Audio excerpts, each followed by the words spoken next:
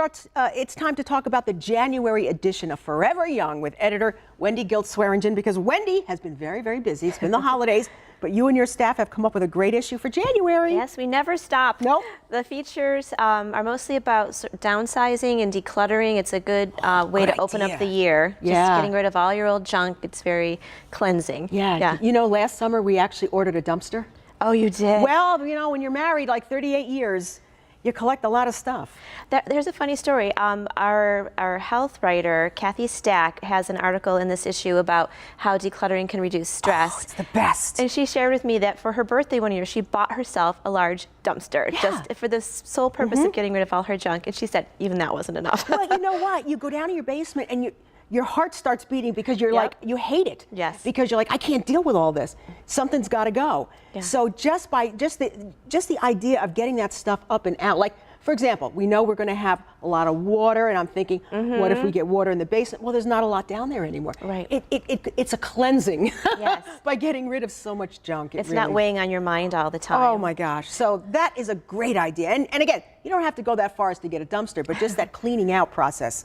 Wonderful. And we have a story about how, you know, as people get older and their parents, you know, pass away, they're left with their parents' house. Yeah. And that can be a huge stressor, figuring out what to do, how to get it ready for sale, how to clean everything.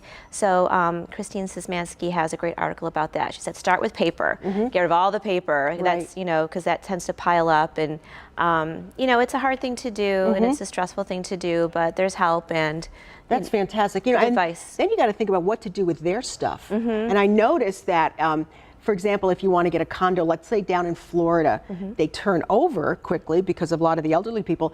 They actually leave the furniture and call it turnkey. Okay. And I'm wondering if there's people really taking advantage of that concept. Yeah. Nobody else wants this stuff. Leave it there. Sell it with the house. Yeah. You know? And I mean, adult children have chimed in saying, I don't want that. Right. I'm just letting you know, Mom, ahead of time. Yeah. You know, let me help you. You know, get rid of things while you still can make great decisions about it. Great time of the year for that. Yeah. January. All right, what else? What else, Wendy? Because I know you've got a lot of great stuff. It's going to be so great having your copy of Forever Young this weekend when you're going to be home. Well, this weekend in particular because it's going to be cold and snowy again. Yeah. And Carol Ann Harlos is a fantastic gardener, as you know. Yeah. And this time of year, you miss getting your hands in the dirt. You miss seeing green things. So she has shared a story about Kokedama. It's a Japanese technique similar to bonsai, where you get a small plant and just take it out of the pot. You have just a root ball. You wrap it in moss, tie it up, and keep it small and hang them wherever you want. They're just beautiful, easy. Once you get all the stuff together, easy to care for. Yeah. You know, it's funny because we also have some green plants in the dining room, and I find that that's a peaceful thing to go in and check on them, trim them, take some time with them.